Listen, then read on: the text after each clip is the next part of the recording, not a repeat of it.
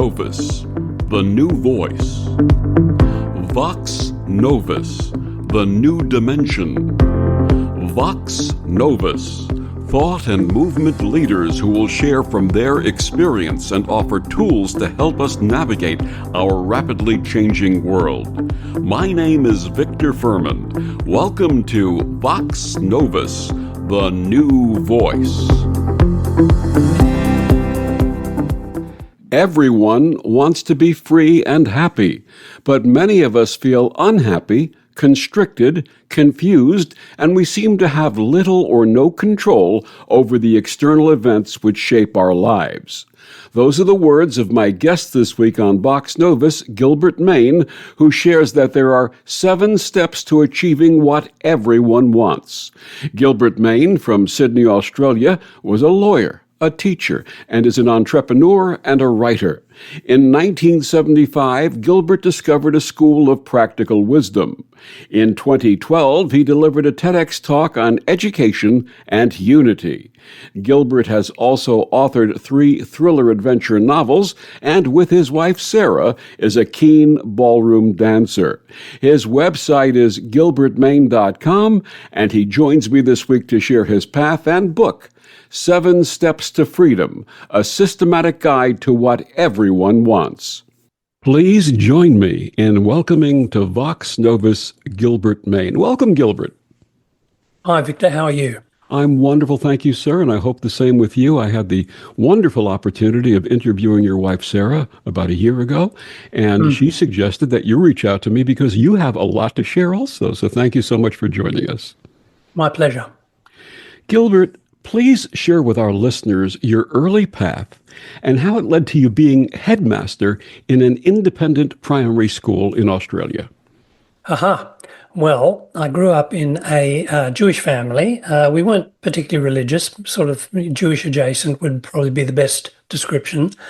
But, you know, we were proud of being Jewish and went along to synagogue occasionally, but there was no spirituality as such in the home. But I had my own personal spiritual journey, and it was very personal because there was there was sort of direct interventions from outside. I had spiritual experiences when I was very young. When I was 10, I was seeing looking at a tree when I was sitting at a bus stop on my way to school, and suddenly I was limitless and universal, and it seemed to come somehow or other through that tree.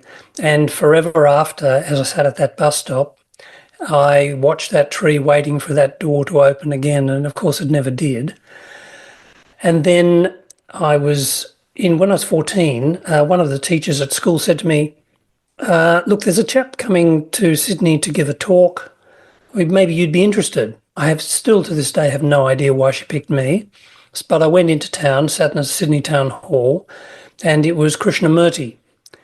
And I remember what I was thinking at the time. I can't remember what he said, but I just remember thinking, gosh, there are people in the world who know how things work.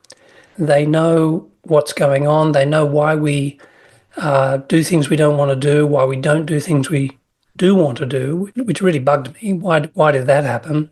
Why did you just say things that you knew you shouldn't say? And why did you remain silent when you should speak up? How come? Why was that? Why is that a thing?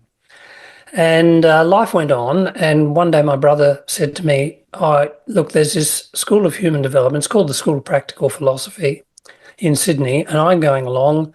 I think you should go too. So I joined, and virtually the minute I walked through the door, the minute I heard the first words from the tutor's mouth, I thought, this is it. I'm home. I've discovered the thing I've been looking for my whole life, and I was there for 40 years from that day on. I became a tutor. But in the meantime, I'd gone to university, did a couple of law degrees, became a solicitor, a lawyer. And I don't know if you've ever done this, Victor, but I got up every single morning to go to my job with a lead brick in my stomach of deep, dark, black depression, because to say I hated it would be putting it very mildly. It was just, I was just so totally in the wrong place. And I just, I was young, I didn't know quite what to do, and I stuck at it for 10 or 12 years. But in the meantime, I'm going along to this School of Practical Philosophy. I'm studying the wisdom of the ancients and the moderns, and learning to meditate and engaging in activities and focused attention and all these sorts of things that were making my life so much better in one way, while I was in this sort of downward trajectory with my working life in another. And then I got married, and so there's family to look after. And then one day the people in the School of Philosophy, the School of Practical Philosophy, had started a day school.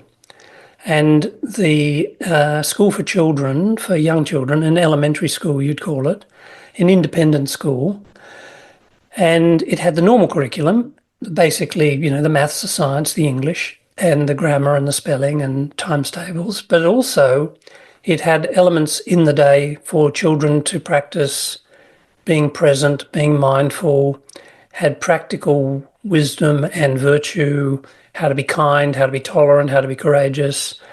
And the children really, really flourished under this regime. But in the meantime, they needed a tame lawyer to be on the Board of Governors. So that was me. And I was on the Board of Governors of the school for several years. And after 3 or 4 or 5 years, it's probably fair to say that it was not flourishing. There was still only about 14, 15, 20, 25 children in the school.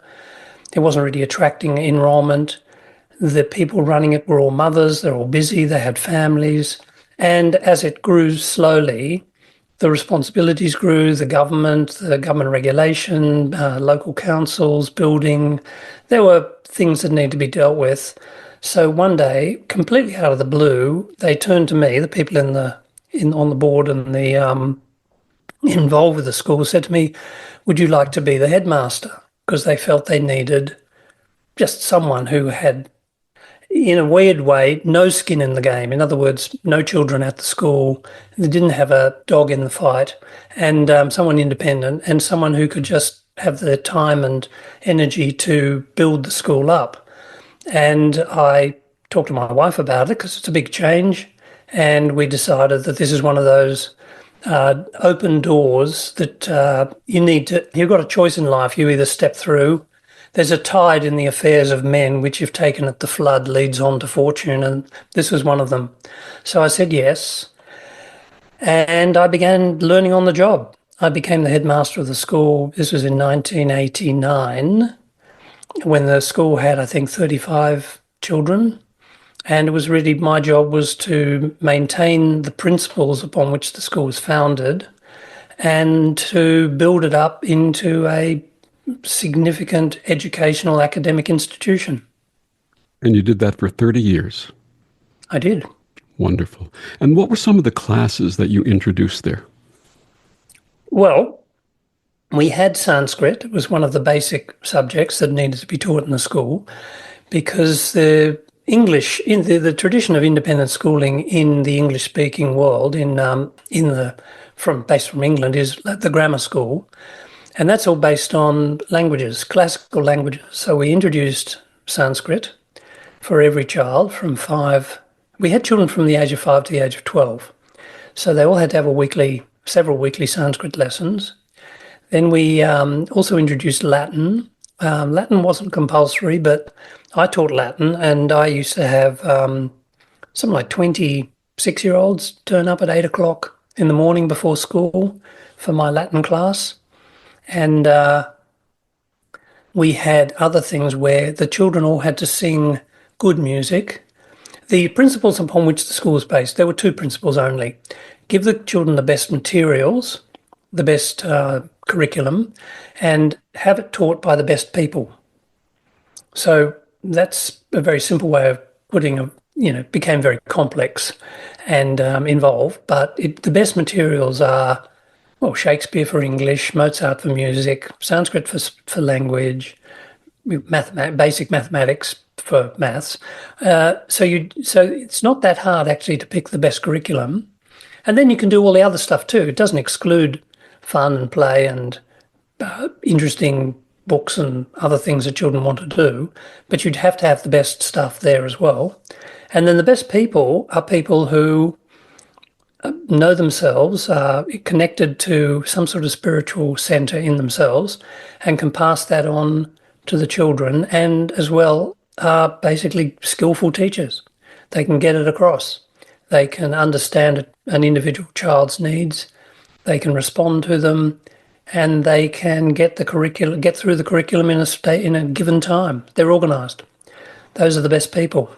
And as headmaster of a virtuoso staff, it made my job incredibly easy in one way, in some ways. It wasn't that easy in others.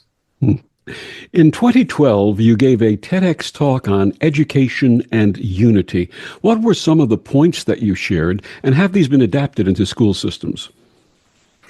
Well, they certainly came out of our school, and well, it's actually interesting when I'll take the last bit first. The answer is no. I find this extraordinary. The education system in Australia is this: 2/3 of children go to public schools, and 1/3 of children don't. Of the children who don't, 2/3 go to Catholic schools, and 1/3 go to other independent non-government schools. So non-government education in Australia is big. A third of all children. It's hundreds of thousands of children go to non-government schools. It's fully funded. Not fully funded, it's generously funded by the government. There's a story there too, but there it is. And we have freedom to teach what we want to teach. And we started our school in 1985, a few years before I became headmaster, with this unusual curriculum: Sanskrit, Latin, Mozart, Shakespeare. And the results, there's a national testing system in Australia called NAPLAN, and there are league tables. They're not meant to be, but they get published. And our school, John Collett School, that's what it was called, was in the top 10 primary schools in Australia consistently every single year. Now, there's 7,600, give or take, primary schools in Australia. So we're in the top 10, and we're with very, very eminent, very well-credentialed schools. We're in that group. And nobody ever came to me to say, "What are you doing? How can we do what you do?" And I always found that extraordinary, the complete lack of interest in a system that was clearly working in an obscure, small elementary school in the top right-hand corner of Sydney. To me, that's very strange. But no. So the answer is, I gave this TED talk, and those people who are interested loved it, and others became deeply curious about it. But some of the points I made in that TED talk were, one of the main ones is this: everybody, all human beings, have a physical body, obviously. They have a mind with which they think. They have a heart with which they feel, and a spirit with which they exist or be or whatever. That's their true self, their indwelling isness. And you need food, exercise, and rest for each of those four, call them bodies. So you need good food, good nutritious physical food. You need to run around and exercise and go to the gym. And you need, when the time's right, you need to have some sleep. You need to rest. So what about the mind? What about the heart? What about the spirit? You need the same for each of those levels. And I made that point in the TED talk. And the other thing I spoke about was, what is education? What is it actually? And you need a teacher, you need a pupil, you need something that's going to be communicated, call that knowledge, and you need the process. You need the flow between those three other things. So there's really four entities: the teacher, the pupil, the knowledge, and the discourse, the conversation, the interaction. And all four rather, need to be present and aware and willing at the point where the education is going to happen. The teacher's absent, the pupil's dreaming, the knowledge is non-existent, and there's no interaction. Well, nothing's going to happen. But if all four are available, then miracles happen.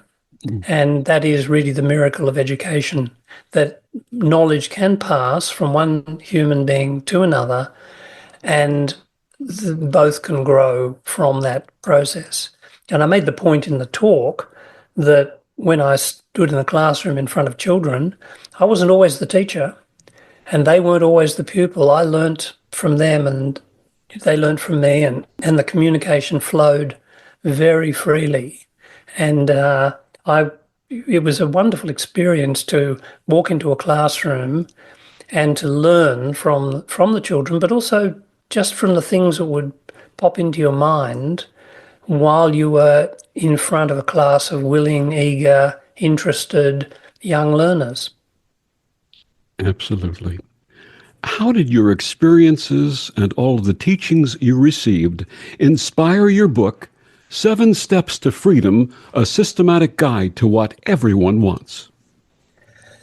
Well, basically, I was in the School of Practical Philosophy. I received enormous help, wonderful wisdom. It was showered upon us for obviously there were fees involved, but not much. For what you paid and what you got, it was a very, very, very good deal.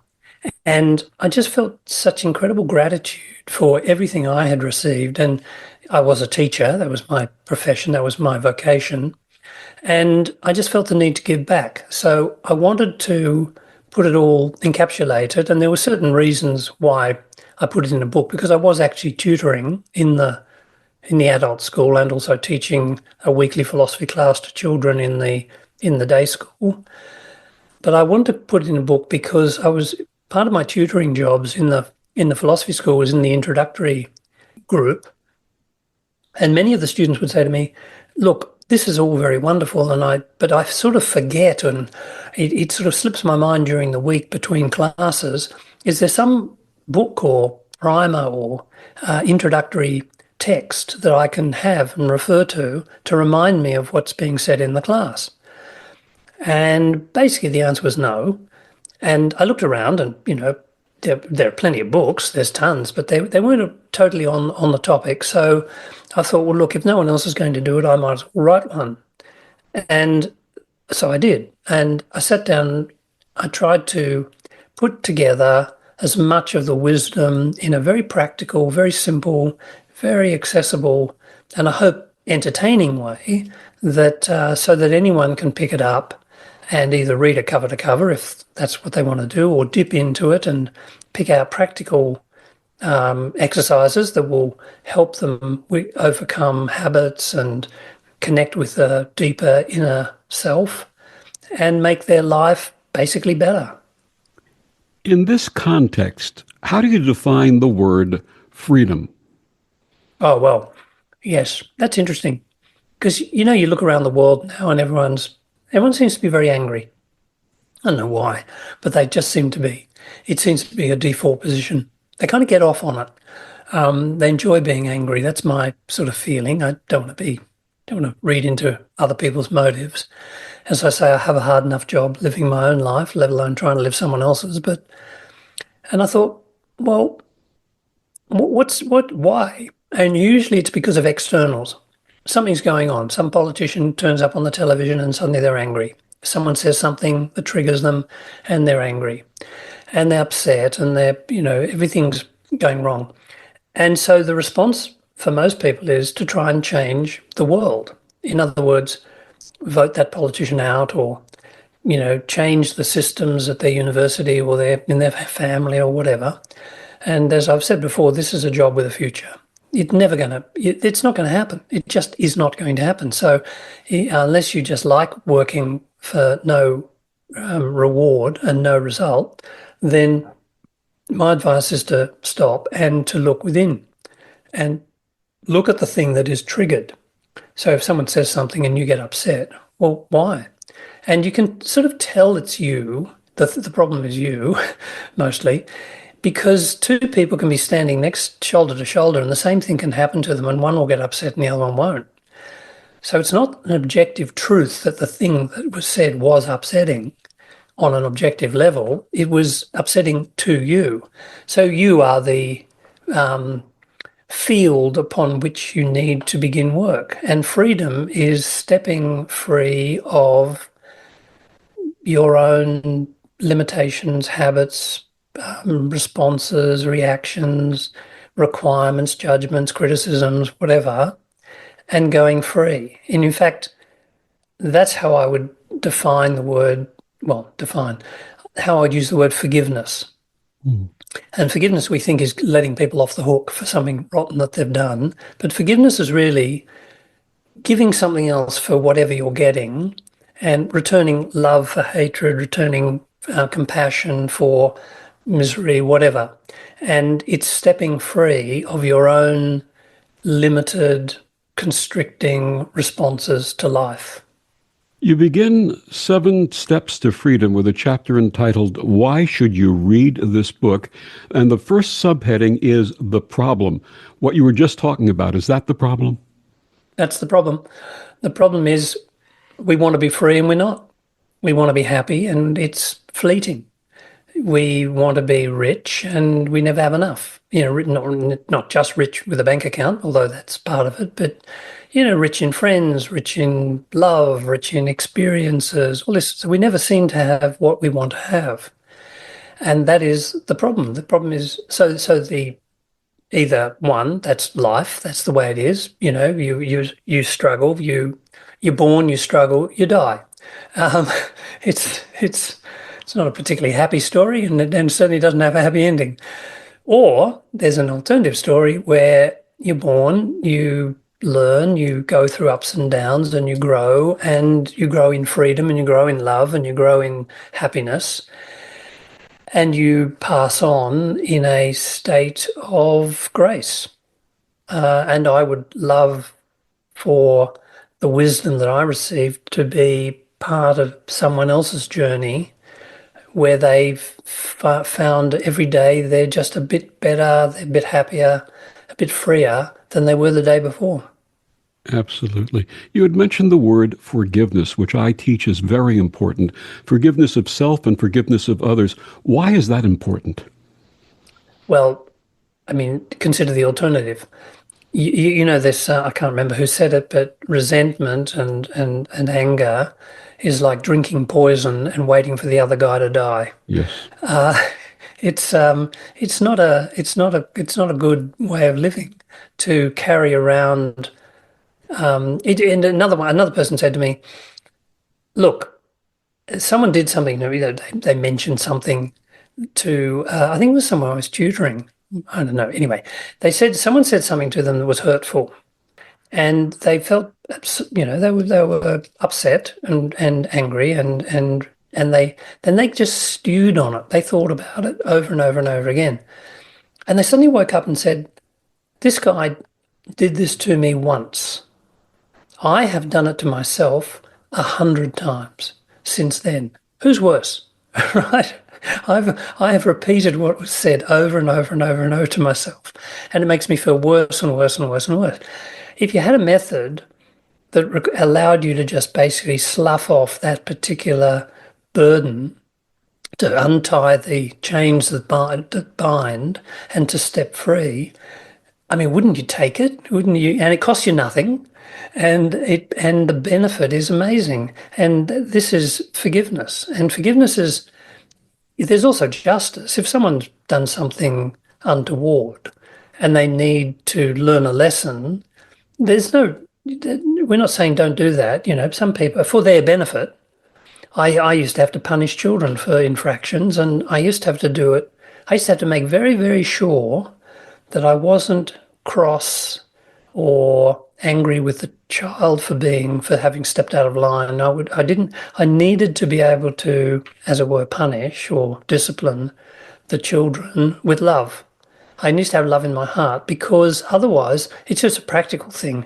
One, I'm going to have a terrible day, and two, it's not going to work. The energy that flows, the learning experience, as it were, is not going to be effective, because the child's not going to be learning what I want them to learn, which is to basically step free of whatever it is that they caused them to do the thing they do. So there is justice, and it does need to be meted out in full measure. But at the same time, there is forgiveness, where you give something else for the thing you received. You receive anger or resentment or hatred, and you give back love and openness, freedom, and compassion. And compassion. My guest is Gilbert Mane. We're talking about his book, 7 Steps to Freedom, a systematic guide to what everyone wants. Gilbert, please share with our listeners where they can get your books and find out more about you and your work. Well, I have a website, Gilbert Mane, GilbertMane.com. And on it is access to all my writing. I've written this book, 7 Steps, Practical Wisdom and Freedom. And I've also written 3 novels, which those who like them love them. They're thrillers, and with a slight paranormal. There are a few Easter eggs in it for people who know what to look for in relation to self-awareness. But I was very conscious that you don't want to write a tract. They're just meant to be fun. You're meant to get on an airplane in Sydney with one of my books, and you're meant to finish it by the time you reach New York or London, and you can give it to your best friend. Wonderful. And I assume all your books are available also on Amazon. That's true. Wonderful. We'll be back with more of Gilbert after these words on the Om Times Radio Network. The cutting edge of conscious radio. Om Times Radio. IOM FM. Om Times Magazine is one of the leading online content providers of positivity, wellness, and personal empowerment. A philanthropic organization, their net proceeds are funneled to support worldwide charity initiatives via Humanity Healing International. Through their commitment to creating community and providing conscious content, they aspire to uplift humanity on a global scale. Om Times, co-creating a more conscious lifestyle. Back on Vox Novus, my guest this week is Gilbert Mane. We're talking about his book, 7 Steps to Freedom, a systematic guide to what everyone wants. Gilbert, the next subheading in your first chapter is Our Inner World. What takes place there, and why may this be a part of the problem? Yes, well, the limiting beliefs that we have are one of the main problems that we have. And it is in the inner world. The limiting factors in our life, well, obviously we can have physical constrictions, financial constrictions, of course, but a lot of these are very much based on our belief system. The matrix with which we see the world is how, in fact, we create our own world. So take a simple one. Let's say you have the belief, I am a failure. And you may not even know you have that belief. It may be subconscious, and by definition, subconscious means it's below the level of your consciousness. You are not, in fact, conscious of it. But it's there. How it got there, why it's there, that's a story for people. To a certain extent, a little bit above my pay grade. But there it is. There's an idea, I'm not worthy, or I don't deserve success, or something. These negative sentences that run in the mind. The ego does this to us. Well, it's very difficult to succeed if you've got the idea that I'm a failure. You just have to, and it becomes much, much harder. You can succeed, but it's incredibly hard work because you're working against yourself at the same time. So this inner world does need addressing, and you need techniques and systems and effective systems for somehow getting in there, getting down there, or sending down messages that counter or dissolve the negative ones. And the good news is that such techniques are readily available. The wise, and I use that term to mean great master teachers of mankind throughout the ages, and we know who they are, the Buddha, Jesus, the Krishna, the Upanishads, the Bible, all of these works. It's so readily available these days. It's one of these miracles that no one seems to see as miraculous. That up until very recently in history, people had no access to these works at all, and now they're available at the click of a mouse, or you can carry them around in your pocket on your iPhone. It's astonishing. there's too much information almost. It's there's so much about you don't even know where to start.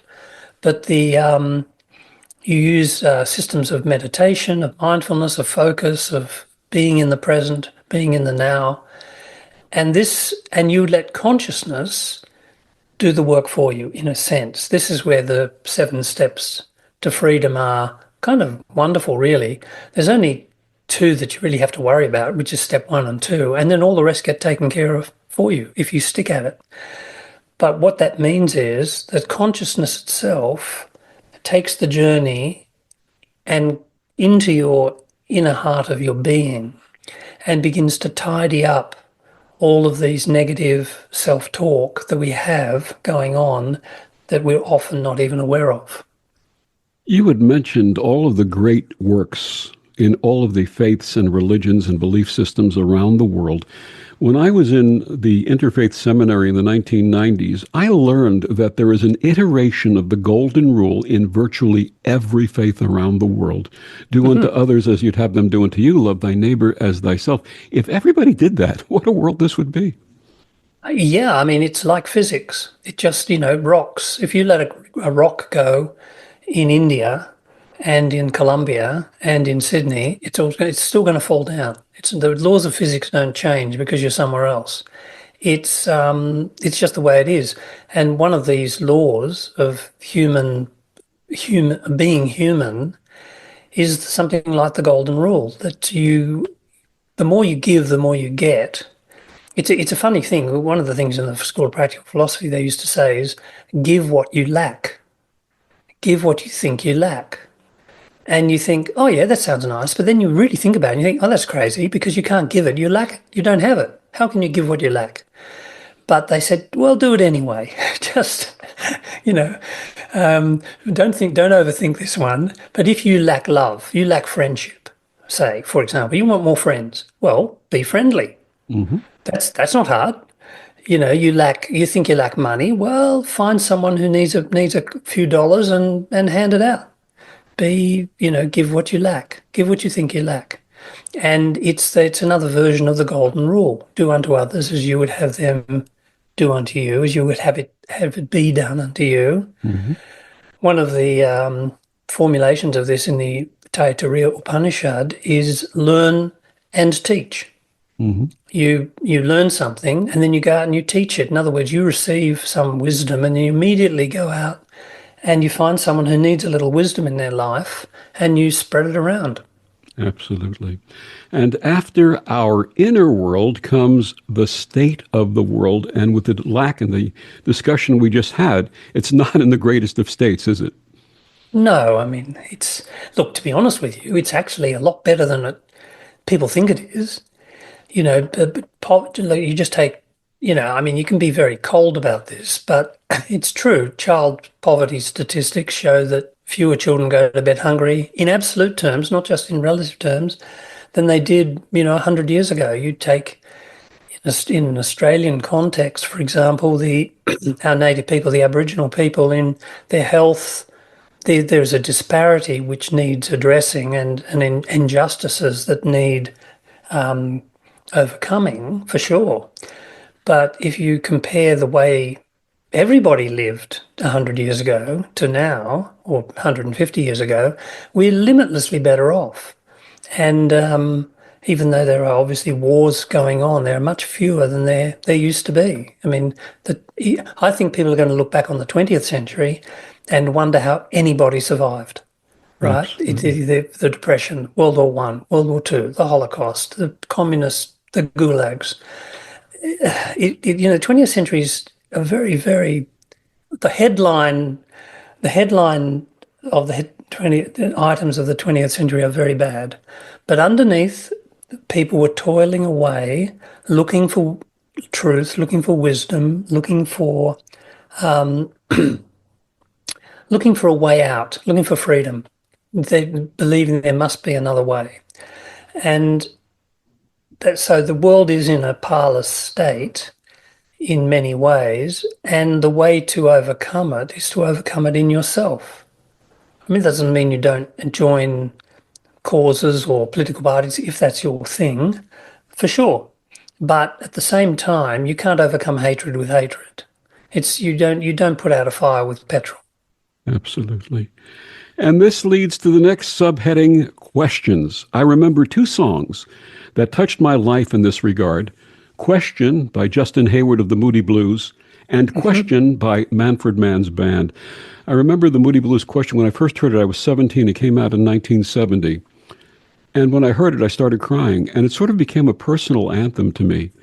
And the last stanza says, if you could see what it's done to me, to lose the love I knew, could safely lead me to the land that I once knew, to learn as we grow old the secrets of our soul.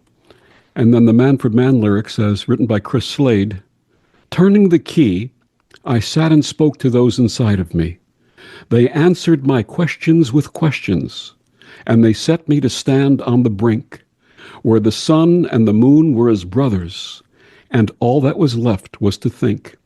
They answered my questions with questions, and they pointed me into the night, and the power that bore me had left me alone to figure out which way was right. What are the questions that arise as we contemplate all of the issues that you bring to us? Well, there's two very, very fundamental questions, which is the first one is, who am I? I mean, there's a simple question, and it can take a lifetime to answer that one. And another one is, where am I? And a third one is, we talked about this before we began, which is the sense of the idea of purpose. Why am I? Is the question, why am I, meaning what is my purpose? Why am I here? What am I meant to be doing? And those are three. So take those three questions: who am I? Where am I? And what am I meant to be doing? And now, go off and have a nice life. Spend your time answering those questions. The part of the problem with living now is that there's too much clutter, too much noise, too much interference, as it were, with the radio channel, and people just don't have the time and the space to even know that those questions are important, or to know how to go about answering them, and to know why you should answer them. You ask some people and they just think, well, why bother? You just get a job, you get a family, you make sure your kids are okay, and and you finally, as I say, you struggle into your coffin at the end and hope that something nice is put on your headstone. Well, okay, but it didn't sound very purposeful. So the question, who am I, is a good one. You start with that. You begin to ask questions like, am I my body? Because a lot of people say, yeah, I'm basically my body, and I am a bunch of physical processes. There's no evidence for that, of course, but you have if I said to you, think of your mother, and there's a picture of your mother in your mind, and some neuroscientist has little wires poking into your brain, and he says, oh yes, some cortex somewhere, some lobe somewhere else, it's been excited, and that's why you're thinking of your mother. And you think, well, there's zero evidence for those two things being related in any way whatsoever, except they happened at the same time. So, it's not an answer. You have, and the love of your mother, well, don't get me started on that. Where does that come from? So who am I? Am I my body? Am I my thoughts? Am I my feelings? Am I this sense of self that lives somewhere mysterious behind my eyes, or in my chest region, or whatever? That's a good question to begin to consider. And then, where am I? Well, usually, hopefully in the present moment, but usually not. In my mind and my heart go dancing off, doing a polka around the universe, and thinking resentfully or nostalgically about the past, or anxiously or hopefully about the future, and very, very rarely sitting in the present moment. And then the third question, what's my purpose? Why am I here? Well, it's, that's again a very incredibly fruitful line of inquiry. Of course, you're here to make sure you're healthy and happy and, fit and ready and educated, etc. But what about the others in your life? What about your spouse, your partner, your children, your family, your friends, your nation, your religion, whatever? There's purposes come at every level. And all of these hint at what you call the solution. Yeah, well, that's that's in a way the easy one. The solution to this is to find a teacher, basically, to find a path, to find someone who can answer those questions. Who am I? Where am I? And what's my purpose? And how should I live? What should I do? So the solution to all of this is to find someone who can set you on the path to answers, satisfactory answers that lead to freedom and happiness and fulfillment. And it's not just your freedom, happiness and fulfillment. This is one of the reasons I'm so passionate about it, was because I started on this path because I wanted to know what was going on. Basically, I'm a kind of a thinky kind of guy. And I wanted to know how does everything work? And it frustrated me that I didn't know. And I had this really abiding sense that there were people out there who did know, and I just couldn't find them. I didn't know where they were. And then when I finally did come across them, I was very happy. It was kind of an existential sort of bliss. I wanted to sort of hug myself and congratulate myself. But then what I began to notice was people around me began to notice changes, and then people around me began to change. It was interesting to see the practical effect, the radiating. And it wasn't me. I'm not I'm not this saintly fellow walking around touching everyone with my goodness. It was just the simple fact of going free of darkness began to shed light. What was the original source of the 7 steps? Well, that comes from an Indian holy book, book of wisdom called the Yoga Vasishta, and in it, the Prince Rama is his teacher is Vasishta. He's a sage, and he asks Vasishta. He says, "Well, what are the ways to freedom? What's the way to self-knowledge, to freedom, to self-awareness?" And Vasishta basically, well, he doesn't say it quite like this, but it feels like he's saying, "Well, look, that's an easy one. There are 7 steps, and these are the 7 steps." He lays them out one after the other. And in addition to that tradition, there's an iteration of these steps found in many spiritual traditions. Please share a couple. Well, the one I put in my book is in the Bible, the famous 7 days of creation, which I found astonishing, really. I was just meditating one night in my philosophy group. I was in the middle of writing the book, and you'll be shocked to hear this, Victor, I know, but my mind was not totally focused on the mantra. Oh my! I know. I hope you were sitting down for that one. It's as I say to people when they want to take up meditation. I said, "Look, meditation's great. It's only the first 30 years that are the hardest." So I'm meditating, and my mind has drifted off to what I'm really thinking about, which is my book, and because the creative process is very powerful. It's a very vibrant thing, and you've got to honor it. But anyway, I'm meditating. I've got the 7 steps in my mind. The first step is, not to give the game away, but the first step is the aha moment. The wise man comes to you, someone who knows something, and says, "Look," they make a suggestion about your life. They say, "Look, you should probably take a few minutes out every day just to be still and peaceful and present. Why don't you do that? Why don't you sit down in a chair? Make sure no one's going to interrupt you. Turn off your phone. Make sure the kids are fine and everything's not going to, you've got space."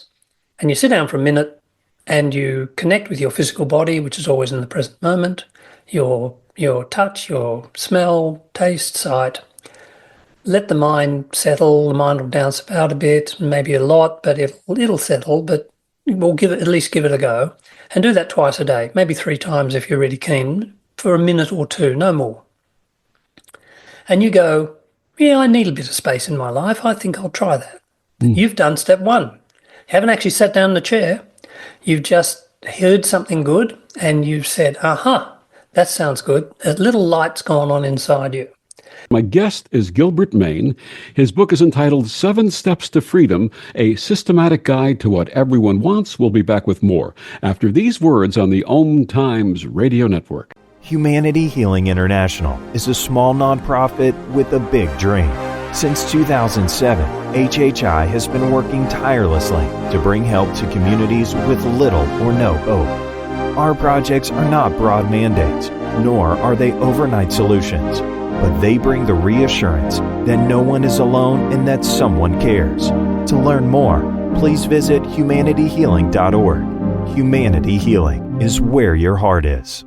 Back on Vox Novus, my guest this week is Gilbert Mane. We're discussing his book, 7 Steps to Freedom, a systematic guide to what everyone wants.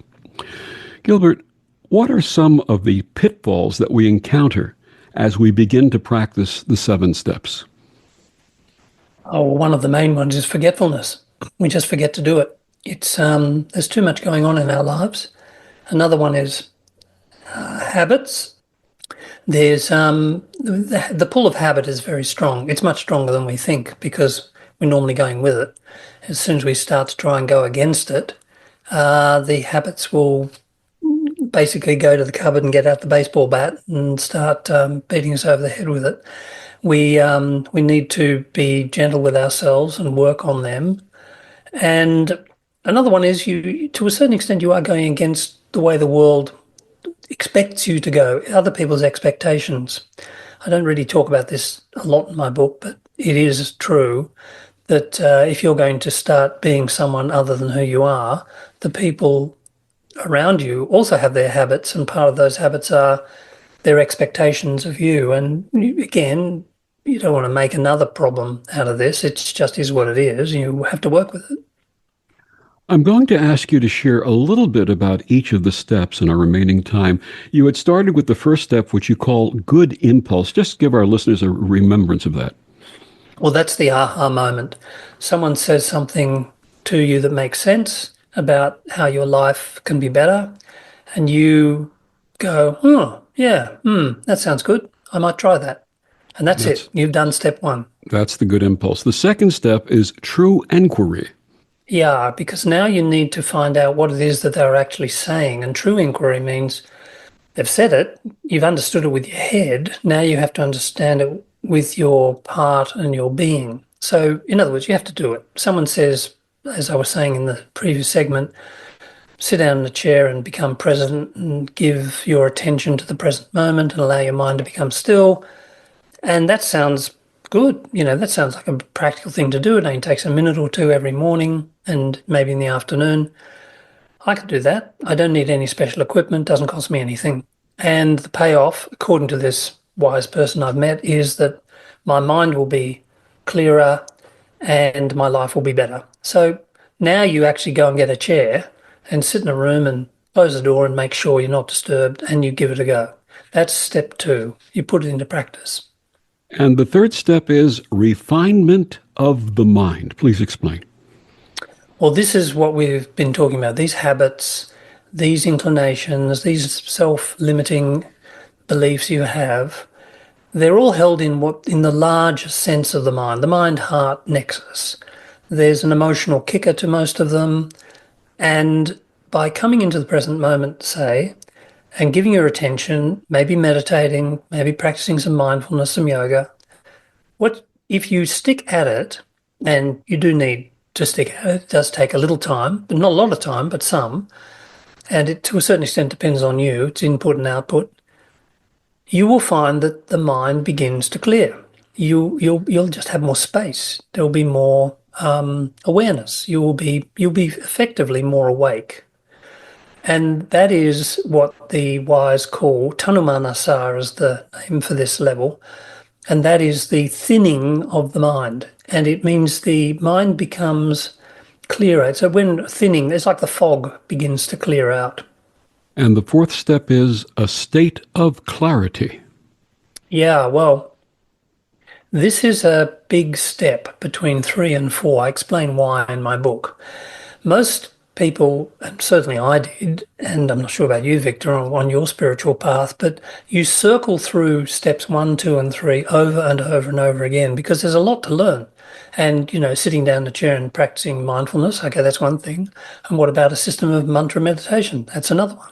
What about charitable giving and looking at other people as if they were your family rather than as an enemy? That's a good practice. And there's a lot to be getting on with, and a lot of it is, all of it really is lovely and very nourishing. And you circle through 1, 2, and 3, and the mind is clearer and clearer, and you're more and more awake. Things are becoming falling into line with you. Things don't come quite as surprisingly and negatively as they did in the past. You can handle them. You're stronger, and then but you still need help. You still need guidance. You still fail. You still make mistakes. You still forget, and you still need to work. You need to put in some oomph. And then at a certain point, you can't really time this, and you're not doing it yourself. It just happens. You sort of, it's almost like emerging from a jungle, from a forest, into a clearing. And now you don't need the machete to cut your way through anymore. You're suddenly in this space where there's a platform below which it's difficult to fall. That's how I've heard it described and how I experienced it myself, where you just are someone else. You're different. Your habits are different now. Some of those negative beliefs have really gone, and you're no longer worried by them. In fact, in a funny way, you almost forget that you ever had them. It's a strange phenomenon about level 4, is that you are obviously who you are, but in very fundamental ways, you're someone else. And the fifth step is insight and detachment. Yeah. Now, when we get to the top levels, these are the ones that people experience when they're 10 years old, sitting on a bus stop waiting to go to school, and they look at a tree. When their first child's born, when they hear a snatch of music that inspires them, when, I don't know, something in nature or just something, who knows? It can be anything. These are the top experiences, and they come and go. They're sort of like Christmas presents. You don't know, surprise Secret Santa Christmas presents. You don't know where they've come from. You don't know who gave them to you. And when they're snatched away, so you don't know how to get back to them. But Asang Sakti is the fifth level. It's detachment. It's you detach in a good way, in that things don't affect you, but you're full of love for everything. And the sixth step is non-awareness of separate objects. Yeah, so this is where you just don't see differences. Every person is part of your family. Everywhere you are is your home. Every thought that comes through your mind, even the negative ones, they're just consciousness. Everything is in this. You don't see apples and pears, you see fruit, for example. You don't see different people, you just see brothers and sisters. It's like, it's a wonderful way to live where, you'll pick up, it's a very practical thing. Like I was on an airplane once, and there was a young mother with a baby on her lap flying in those days when you could do that. And the baby was, doing what babies do, and she was apologizing to me. I said, "Oh God," I said, "please don't add me to your list of problems." She said, "Look, add me to your list of solutions. I'm here for you. I'm part of Team You. You're a young mother. You've got enough to worry about. You don't want, we don't know each other, so I'm not your enemy." And we just had a lovely time. I picked up this, toys that he fell on the floor and all that sort of thing. And then the thing is, at the end of the journey, we didn't need to swap telephone numbers. I don't know, never knew her name, and I'll probably never meet her again. But it's the natural human response at level 6 is to happily join in with whatever needs to be done, because everyone is part of you. There are words in part of Africa, and the word is Ubuntu, and the translation is I am because we are. The seventh step is the full realization of unity. Yeah, this is when people can get very funny about this one, because it is obviously the highest plane of limitless unity. But at the same time, most people have experiences of this. This is what I say. If you talk to people normally don't talk about these experiences, but if you open the conversation, most people I talk to say, "Oh yes, when I was 6, I was on a swing and my mother gave me a push, and I suddenly felt limitlessly at one with everything. And that is Turiya. It's not even in a way, it's paradoxical because it's not a state. It's not a step. You're always there. I can't actually remember the wording of the poem, but it's the one where T.S. Eliot says you take the journey, and when you get to the end, you realize you were at the beginning and you've never left. It's that sort of place, because in the end, you just are who you are, and you've never actually been someone else. Yes. You're always you. Yes. But at Turiya, you just simply know that to be a fact. You live it. My guest, Gilbert Mane, his book, 7 Steps to Freedom, a systematic guide to what everyone wants. Gilbert, please, one more time, share with our listeners where they can get your books and find out more about you. Sure. My website is Gilbert Mane, one word, GilbertMane.com. And on it is all my writings. I have 7 steps, obviously, my book on practical wisdom, and 3 exciting, thrilling novels that will make your life just a little bit better for reading them and make my life a lot better for buying them. Gilbert, thank you so much for joining us and sharing your wisdom. Thank you, Victor. And thank you for joining us on Vox Novus. I'm Victor, the Voice Furman. Have a wonderful week.